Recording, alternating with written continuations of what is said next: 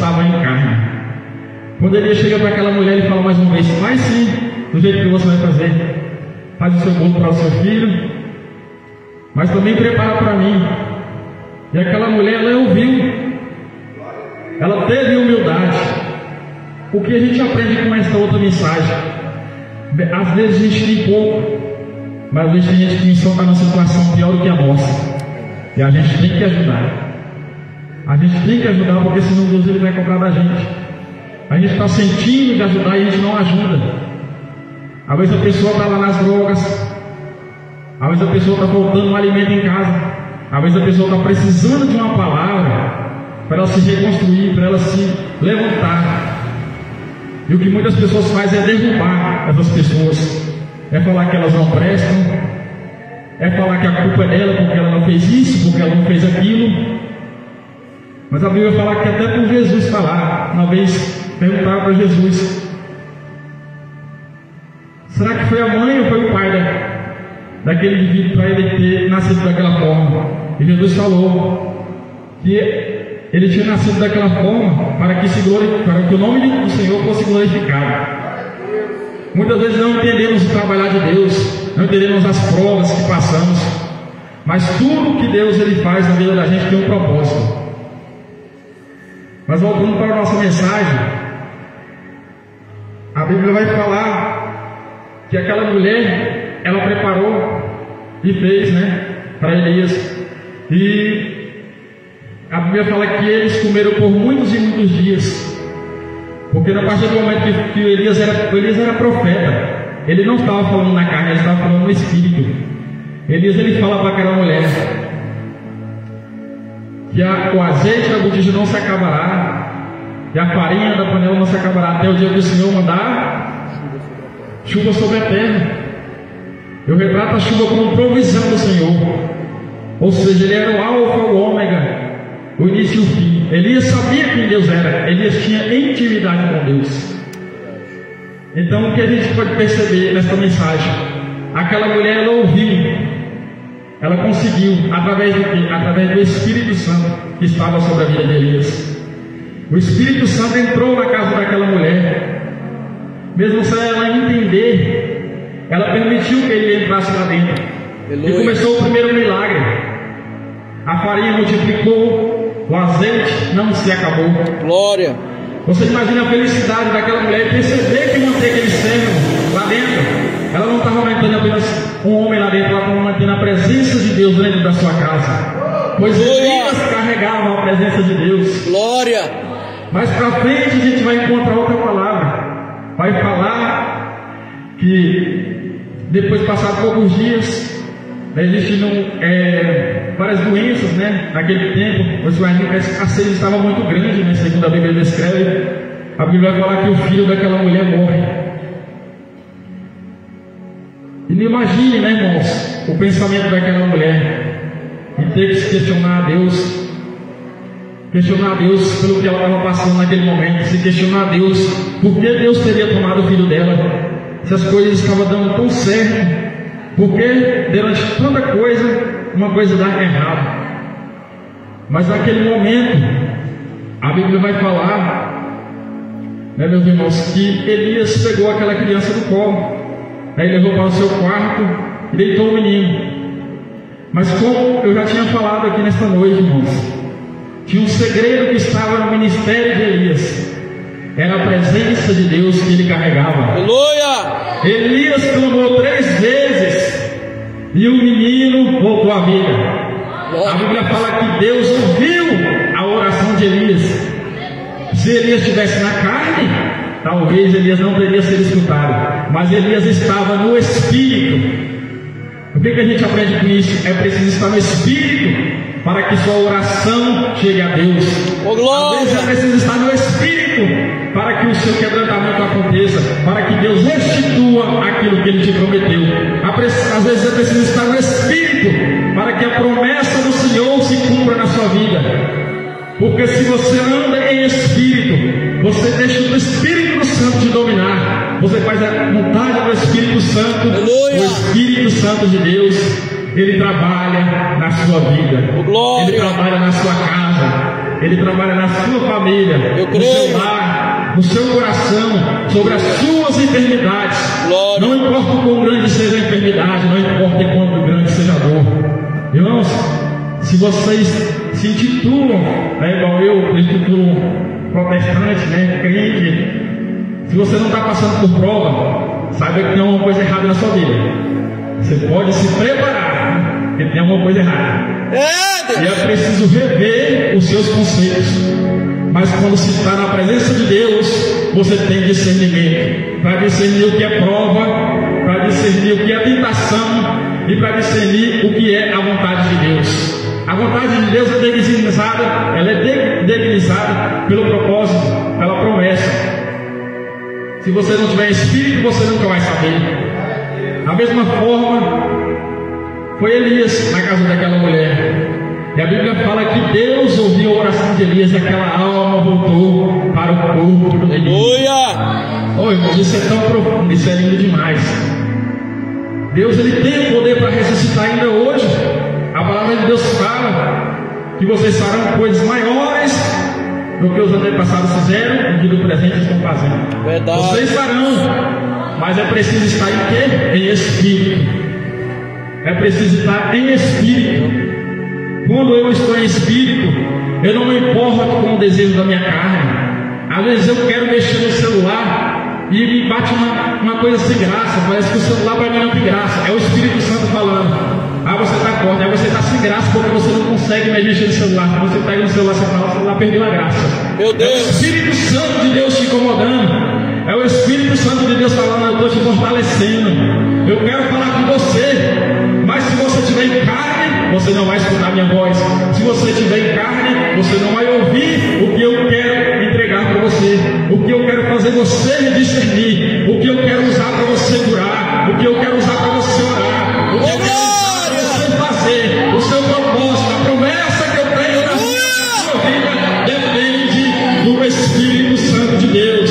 Porque Ele se aperfeiçoa nas suas fraquezas. A Bíblia vai falar, meus irmãos, no livro de Atos, segundo escreveu Paulo, uma mensagem muito interessante, que ele fala que quanto mais ele se sentia fraco, o poder de Deus se aperfeiçoava sobre ele.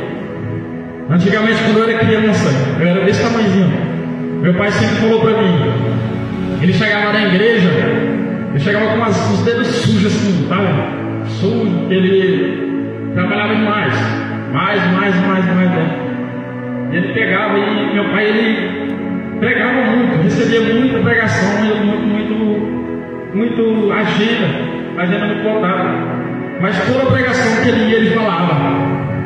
Irmãos, se Deus te trouxe aqui hoje nesta noite, foi o Espírito Santo de Deus que te trouxe. Se você está aqui é porque Deus, Ele quer falar contigo, é porque Ele tem uma obra na sua vida. E Ele sempre falava uma coisa que eu demorei muito para entender. Às vezes é preciso massacrar a sua carne. E eu cresci com isso na cabeça. Eu me perguntava a Deus, Deus, o que significa isso? Massacrar a minha carne. Passei 11 anos, cheguei nos 12 anos, 13 anos, 14 anos, e eu entendi, querendo entender. Eu queria um discernimento do Espírito Santo. Passou 15 anos de idade, 16 anos, 17 anos, e nada. E eu sem entender o que era discernir, o que significava ele falar massacrar a sua carne. Passava 18, 19 anos, 20. Quando chegou em 20 anos, eu fui batizado pelo Espírito Santo. Aleluia. Aí eu entendi realmente o que era estar em espírito e estar em carne. Irmãos, se você não massacra a sua carne, você não vai ouvir a voz de Deus. Se você não massacra a sua carne, seu coração não vai quebrantar. Você pode estar destruído. Por isso que às vezes quando você está mais destruído, é o momento que você lembra de Deus. Glória a Deus. É o momento que você mais lembra de Deus. Porque é o momento que Ele está batendo a porta. Aleluia. O Espírito Santo de Deus está falando forte sobre a sua alma. Ele ultrapassa a alma, ultrapassa a carne. E Ele vai falando para você. E Ele vai te transformando, vai te renovando, vai te reconstruindo, vai te abraçando. E os seus pedaços vão sendo reconstruídos novamente. Você vai se tornando parte da o Espírito Santo de Deus, ele te abraça e você se torna em um. Aleluia! Isso é profundo. E a Bíblia vai falar também, né, irmãos, que a partir do momento que a alma daquele menino volta para o corpo dele, a partir do momento que a alma daquele menino volta para o corpo dele, aquela mulher, ela reconhece, ela fala: verdadeiramente reconheço que és servo de Deus. Quando você é servo de Deus, você é reconhecido pela presença, porque ocorrem prodígios, milagres acontecem. Há uma presença boa dentro de mim e dentro de você. Há uma presença boa dentro de mim e dentro de você. Glória! Se você buscar, você vai encontrar. Que a Bíblia fala: se buscares de todo o coração, você vai encontrar. E são aqueles que adoram em espírito e em verdade. Aleluia! É espírito. Deus já deu um espírito para mim e para você, mas você precisa aprender a acessá-lo. Quando que eu vou acessar? Matando a minha carne. Quando você for orar, aí eu vou fazer uma campanha. Você vai sentar, você vai ajoelhar. De repente bate a vontade de beber água. Você está suando, você começa a suar e a vontade de beber água aumenta. Mas a partir desse momento que você sente de beber água, não é para você beber água. A sua carne está te incomodando, porque você está perto de sentir a presença de Deus. Deus está falando para você: fica mais um pouquinho na minha presença. Fica que você vai sentir. Glória a o Deus. grande da minha presença, que eu vou te curar através da minha presença. Aqui não foi diferente. Talvez aquela mulher, ela estava em dúvida, porque, como eu falei, o reino estava dividido. Era Baal e Deus. Elias era profeta do Senhor, tinha a presença e o Espírito de Deus, era preparado, tinha unção para fazer aquela obra. Mas o Espírito de Deus, ele foi atraído também por aquela mulher, a partir do momento que ela permitiu que ele entrasse naquela casa. Irmãos, eu queria fazer aqui uma referência aqui em Lucas. Os irmãos gostarem de abrir. Estou terminando.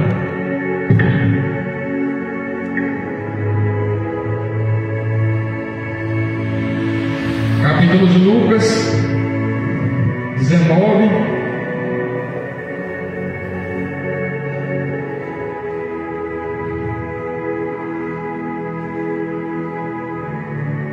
Lucas 19, verso 10. Vai falar sobre Zaqueu, né? E tendo Jesus entrado em Jericó, ia passando. E eis que havia ali um homem chamado Zaqueu. E este homem era um dos principais dos publicanos. E era rico. E procurava ver quem era Jesus. Chegou àquele lugar, olhando para cima, viu e disse-lhe. Jesus disse para ele: Zaqueu, desce depressa, porque hoje me convém pousar em tua casa. E apressando-se desceu e recebeu alegremente. E vendo todo isto, murmuravam dizendo: do que entraram para ser hóspede de um homem pecador.